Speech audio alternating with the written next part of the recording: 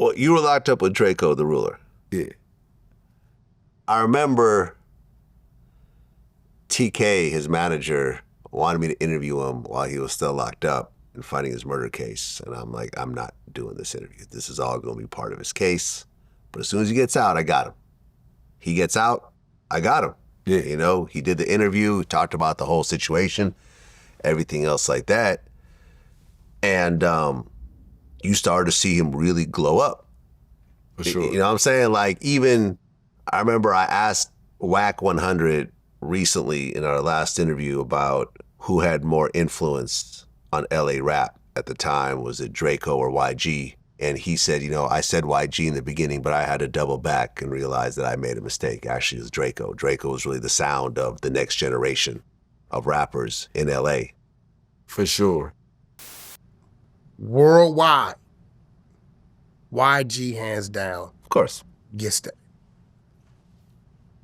I gotta keep it real. Right. But LA, I've had youngsters, I swear to God, just the other day, I was in Acton, California, on my way to Antelope Valley at 2 a.m. Youngster jumps out the car. Hey, Wack, I gotta pick a bone with you. I say, what's up, man? He said, first of all, listen, I'm 19 years old. You were wrong about YG and the Ruler. I said, what was I wrong about? He puts on some music. I said, damn, who was that? That sound like Drake. That's me. He influenced me to rap in his style. So did this. And he said, I'm gonna keep it real and you might whoop my ass. You know what he told me? He even influenced Blueface. That's why I listened to Blueface in his earlier years.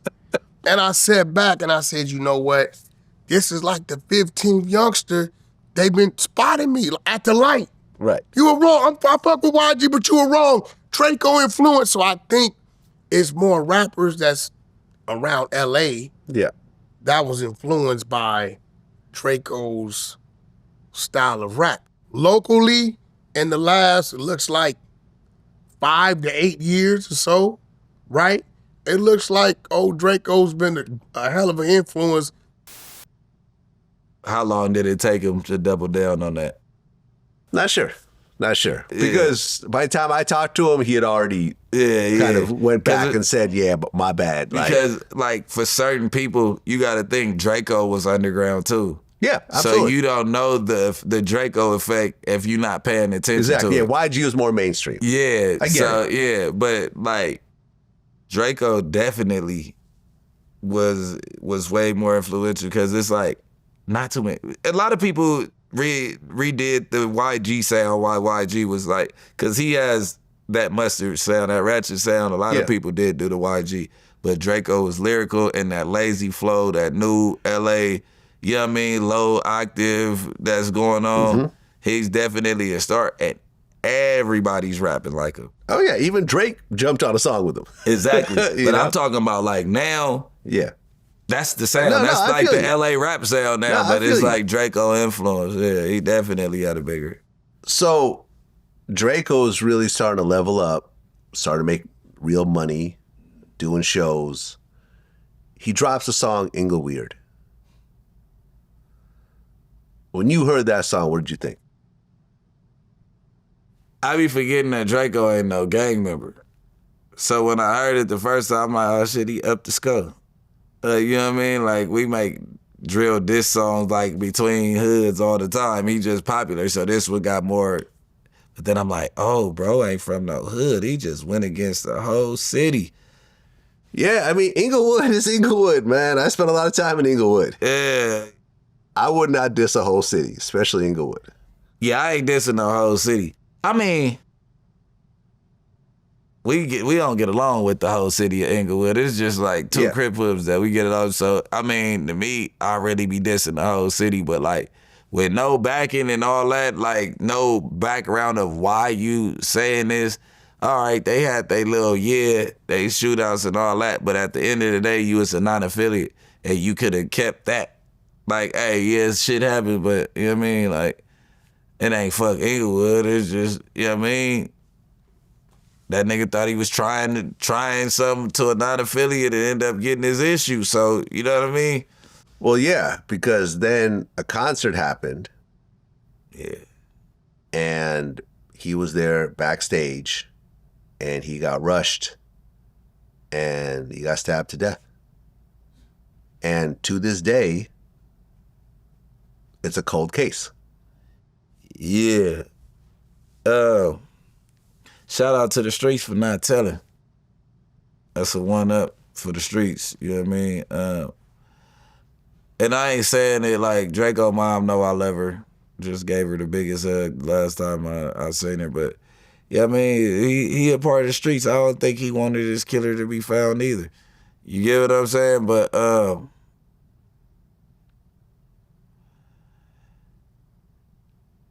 it's just like Julio Fulio. I'm trying to figure out like the nicest way to say it. It's just like Julio Fulio now.